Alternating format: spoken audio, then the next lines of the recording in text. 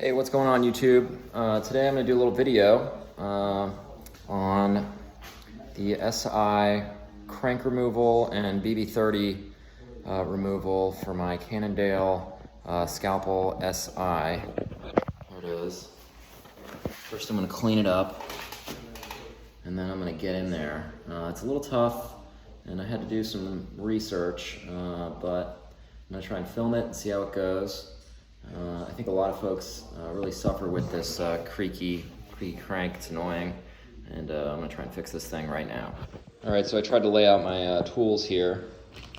This guy right here is a proprietary Cannondale tool. You need it to get the crank off, super important. This guy here is the BB30. All a BB30 is 2 bearings and 2 retaining rings. This guy here is going to put it's a bearing press to put the new bearings on. I want to pull the old ones out and put new ones in. I did this last week. I'll show you how that, and the Loctite was for that project, but I'll show you as well. Torque wrench over there. I thought I needed this part tool. I don't need it with this SI hologram crank. And over here, I'm going to start with the 10mm Allen to pull it. Alright, I just untorqued it, but this is the 10mm. This hollow piece just threads out. Super easy. There's also a washer there. You see it?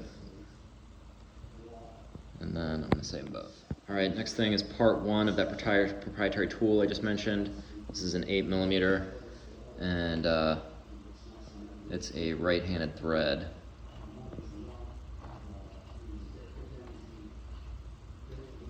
I go in until it's flush.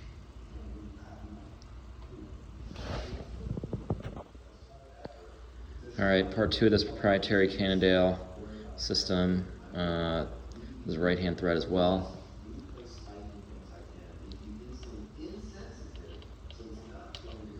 Then I am going to take a wrench and go like a quarter, just to make sure it's a little tight. Not much. Okay. Alright, I just forgot to film that part, but all I did was use the 8mm and go lefty-loosey about 4 turns, and it just slides right off. That's it. Alright. Now that I got this crank off, I'll tell you what I did last week. You put this tool in a vise, slide it in here, and unspin this retaining nut here, and then that separates the sprocket from the crank.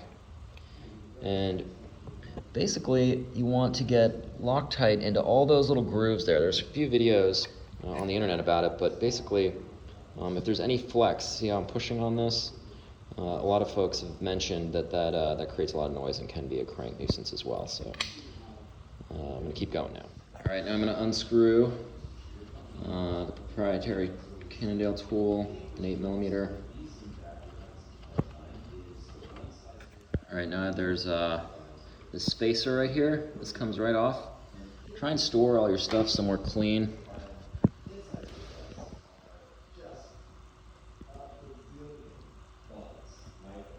I think that's it. All right, now it's time to bang this out with a hammer. I use a rubber mallet. There was a gasket there, I missed it. All right, I missed this gasket, it's important.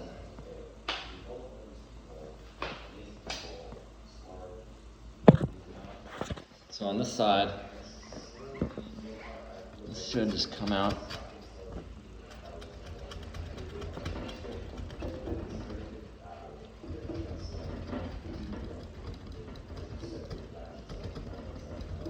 Takes a little while. Got it.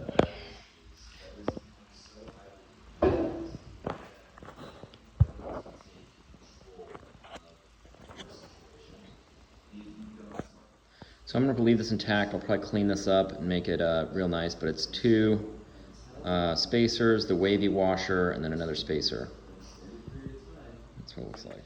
All right, so I'm gonna clean this up. Basically, all that the BB30 system is this bearing.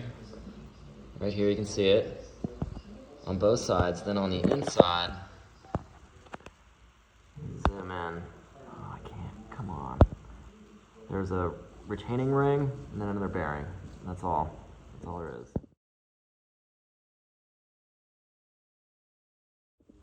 All right, I've got this fancy bearing extractor tool.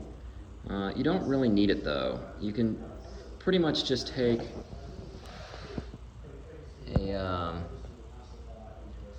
anything that would push that bearing out and hit it from the inside out. With this thing, it's a 30 millimeter, kind of makes sense with the BB30. It slides in, expands, kind of like a wedge anchor, and then I pull it out. So since I have this cool tool, I'm going to use it, but I would say not necessary. All right, I got it in there, and it has this little slide and slam thing, and I'm going to bang it out. I need both hands to do this until it comes out. All right, I got it out. It is dirty. It's got a lot of grease and crap on it. Kind of grease and crap everywhere. I see this is 2 snap rings, and I'm just going to clean all of it up and put the new ones in. All right, I took out the snap ring. This one looks fine. I usually use right tool for the right job, but in this case I didn't have the snap ring puller, so I used 2 small, like eyeglass screwdrivers to squeeze them together and get it out. So now I'm going to clean it up even more, put some grease in there, and put them back in on both sides. All right, now I'm gonna slap these guys in. They can go in either way. Some of them have red and blue. These are blue. They both say BB30 on both sides. I'm not sure if you can see it. This one, BB30 right there. This one, BB30 right there. And flip it over. Same thing. All right, I flipped the bike over now, and I'm gonna press the bearings in on each end slowly. And I'll see how this goes. I need 2 hands for it, so just showing you the setup. All right, I got them in there. I was super concerned about them being crooked or cocked. I checked both sides. It looks like that one's in a little deeper for some reason, but if you look in, they're both right up against the retaining ring. So, all right, we'll keep on going. All right, I cleaned up this end. Now I'm going to put it in. Need both hands. All right, back on this side. Crank went in super easy. First, we're gonna put this guy back in. I did grease everything. That looks like it's lining up pretty good. Then the spacer. I'm gonna clean this before I put it back. All right, we got the spacer.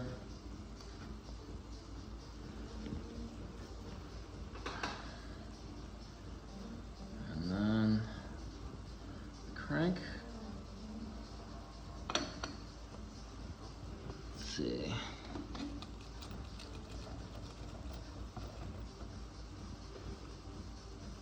All right.